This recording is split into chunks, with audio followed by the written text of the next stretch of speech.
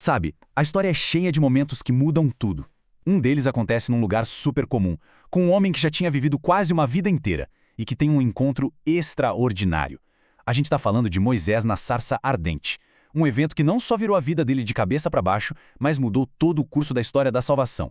E bem no centro desse encontro tem um mistério. Uma pergunta que vai guiar toda a nossa conversa aqui. O que significa um nome que não é só um nome, mas uma declaração? Não é só uma etiqueta, sabe? É uma afirmação sobre a própria existência. Então, bora lá, vamos fundo nisso. Primeiro, para a gente entender a cena, vamos ver quem é o nosso protagonista. E olha, não é nenhum herói jovem, tá? Moisés já tem 80 anos. Pensa só na jornada dele. Foi príncipe do Egito, depois virou um fugitivo e passou os últimos 40 anos como um pastor no meio do deserto. A vida dele parecia estar assim, caminhando para um fim bem tranquilo, né? Mas estava só começando de novo. E é exatamente aqui que a história pega fogo, literalmente. Um encontro que ninguém esperava, bem no meio do nada. Vamos tentar imaginar a cena. O deserto de Midian, aquele silêncio. Moisés está lá, cuidando das ovelhas do sogro, mais um dia igual a todos os outros dos últimos 40 anos. É a normalidade em pessoa. E é por isso que o que acontece em seguida é tão impactante. Aí, de repente, uma coisa chama a atenção dele. Um arbusto pegando fogo. Ok, no deserto isso até pode acontecer. Mas o estranho, o que não faz sentido nenhum, é que o arbusto queima sem parar e não vira cinza. As chamas estão lá, mas as folhas continuam verdinhas. Isso é o que chamam de teofania, né? Uma manifestação visível de Deus. E claro, Moisés, curioso, vai lá ver de perto. E é aí, nesse exato momento, que tudo vira de cabeça para baixo. Do meio do fogo, uma voz chama por ele. Moisés, Moisés, 2 vezes. Essa repetição não é à toa, sabe? Tem um senso de urgência, mas também de intimidade. Pensa só, depois de décadas esquecido no deserto, Deus sabe o nome dele e o chama. Logo em seguida vem uma ordem meio estranha. Tire as sandálias. E o motivo é a chave de tudo. Aquele lugar se tornou terra santa. O chão em si não tinha nada de especial. O que muda tudo é a presença de Deus. É a presença dele que faz o comum virar sagrado. Beleza. Com a cena montada, Deus apresenta para Moisés uma missão, assim, gigantesca. E a reação de Moisés? A mais humana que a gente poderia imaginar. Primeiro, Deus mostra quem Ele é.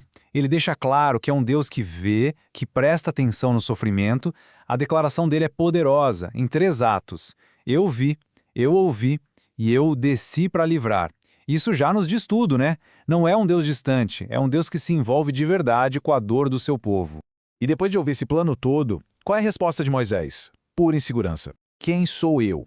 É um momento muito real, muito humano. Ele tem 80 anos, é um exilado, um pastor. Ele já tinha tentado ser o herói lá atrás e o resultado foi um desastre. Ele teve que fugir. Ele se sente tipo a pessoa menos qualificada do mundo para essa missão. Mas a resposta de Deus, essa resposta é o ponto central. Deus não fala, calma Moisés, você consegue, não. Ele diz, eu estarei com você. A grande virada de chave é essa. O sucesso da missão nunca foi sobre a capacidade de Moisés. Sempre foi sobre a presença de quem o estava enviando. A partir daqui, a conversa fica ainda mais profunda. A gente chega no ponto alto, o grande mistério da identidade de Deus. Moisés, muito prático, já pensa lá na frente. Ele sabe que o povo no Egito vai perguntar, tá, mas qual o nome do Deus que te mandou aqui? E no mundo antigo isso era crucial. Saber o nome de um Deus significava entender quem ele era, qual era o seu poder. Então essa pergunta ela tudo. E a resposta de Deus é, uau! É uma das frases mais impactantes da Bíblia inteira. Em hebraico é Ehyeh Asher Ehyeh. A gente pode traduzir como eu sou o que sou, ou até eu serei o que serei. Pensa na diferença. Os deuses do Egito tinham um nome para tudo. Deus do sol, da água, da guerra, cada um na sua caixinha. Esse nome que Deus revela, ele não define uma tarefa, ele define a própria existência. Vamos tentar entender o peso disso. Primeiro, autoexistente. Deus simplesmente é. Ponto. Ele não foi criado, não depende de nada nem de ninguém para existir. Segundo, imutável. O Deus que está falando com Moisés é o mesmíssimo Deus que fez a aliança com Abraão, Isaque e Jacó. Ele não muda. E terceiro, soberano. Ele não é mais um Deus no panteão. Ele é a realidade final. Tudo mais depende dele. Então, agora, com esse nome poderoso em mãos, Moisés recebe a mensagem que ele precisa levar. Uma mensagem de libertação, de esperança para o povo de Israel. E o plano de Deus é completo, sabe? Não falta nada. Tem a libertação da escravidão, claro. Tem a promessa de uma jornada para uma terra boa. E Deus já avisa, o faraó vai ser teimoso, mas uma mão poderosa vai resolver isso. E para fechar, tem uma promessa incrível. O povo não vai sair de mãos abanando. Eles vão levar as riquezas do Egito. Um verdadeiro ato de justiça, de restauração. O mais fascinante dessa história é que ela não para por aí. Não fica só no Antigo Testamento. O eco desse nome, Eu Sou, vai ressoar muito forte, séculos e séculos depois. Essa conexão fica super clara muito tempo depois.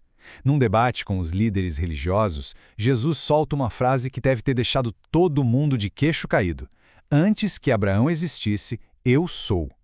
Repara bem, ele não disse eu era. Ele disse eu sou. É a mesma declaração de Êxodo.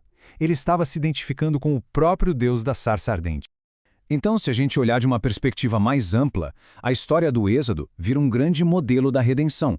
A libertação do Egito é uma figura da libertação do pecado que Cristo oferece. Moisés, como mediador entre Deus e o povo, ele antecipa Jesus, que é o mediador supremo. E a Terra Prometida é um eco da promessa de vida eterna. Se a gente pudesse resumir o coração de Deus que é revelado aqui, seriam aquelas 3 ações, né? Eu vi, eu ouvi, eu desci. É isso. É a essência de um Deus que não é indiferente. Pelo contrário, ele é presente e ele age.